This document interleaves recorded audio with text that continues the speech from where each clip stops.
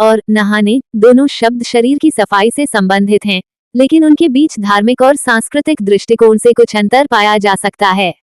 स्नान का अर्थ केवल शारीरिक सफाई से नहीं है, बल्कि इसका संबंध पवित्रता, शुद्धता और धार्मिक क्रियाओं से भी है। वहीं नहाना अधिकतर शारीरिक स्वच्छता और व्यक्तिगत देखभाल के संदर्भ में प्रयुक्त होता है।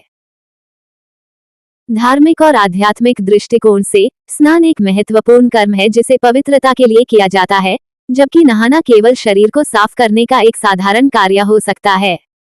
स्नान का धार्मिक महत्व। हिंदू धर्म में स्नान का अत्यधिक महत्व है।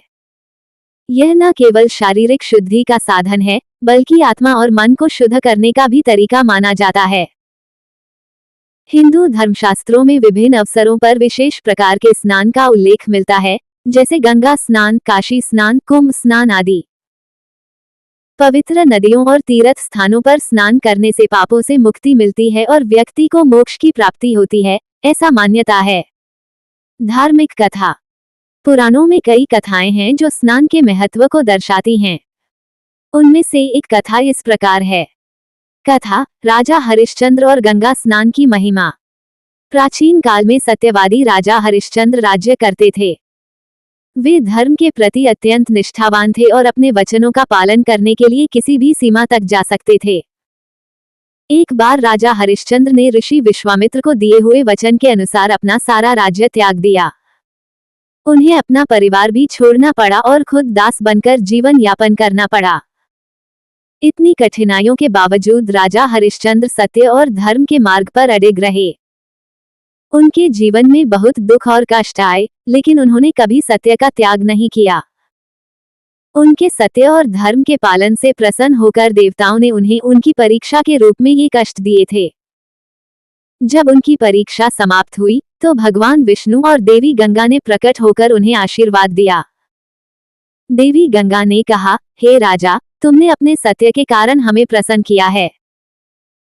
अब तुम गंगा में स्नान करो, तुम्हारे सारे पाप धुल जाएंगे और तुम्हें सभी प्रकार के दुखों से मुक्ति मिलेगी। राजा हरिश्चंद्र ने गंगा नदी में स्नान किया और उनके सभी पाप समाप्त हो गए। इसके बाद उनका राज्य और सुख समृद्धि उन्हें पुनः प्राप्त हो गए।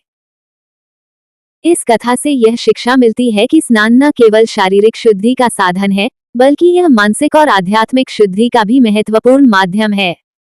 नहाने का सामान्य संदर्भ। नहाना, जैसा कि पहले बताया गया, एक साधारण प्रक्रिया है जिसका मुख्य उद्देश्य शारीरिक सफाई होता है। इसे दिनचर्या का एक हिस्सा माना जाता है और इसका धार्मिक या आध्यात्मिक संदर्भ कम ही होता है। दैनिक जीवन में हम सभी नहाते हैं, जिससे हमारा शरीर स्वच्छ रहता है और हम स्वस्थ रहते हैं। नहाने का उद्देश्य केवल शरीर की गंदगी को हटाना है, जबकि स्नान के साथ धार्मिक और पवित्रता का भाव जुड़ा होता है। स्नान और नहाने का अंतर। 1. उद्देश्य। नहाने का मुख्य उद्देश्य शारीरिक सफाई है, जबकि स्नान धार्मिक कर्मों और आध्यात्मिक शुद्धि का प्रतीक है। 2. स्थान। नहाना कहीं भी, जैसे घर में, किया जा सकता है, जबकि स्नान के लिए विशेष स्थानों, जैसे पवित्र नदियों, कुंडों या तीर्थ स्थानों का महत्व होता है। 3. समय। नहाना एक दैनिक क्रिया है, जबकि स्नान धार्मिक अवसरों, पर्वों या विशेष दिनों पर किया जाता है। 4. आध्यात्मिक महत्व। नहाने में कोई धार्मिक अनुष्ठान या विधि शामिल नहीं होती, जबकि स्नान में मंत्रों का उच्चारण, देवताओं का ध्यान और पूजा शामिल हो सकते हैं। निष्कर्ष। स्नान और नहाने के बीच का अंतर मुख्य रूप से धार्मिक और आध्यात्मिक दृष्टिकोण से है। जहां नहाना एक साधारण शारीरिक क्रिया है, वहीं स्नान को धार्मिक और पवित्र कर्मों से जोड़ा जाता है।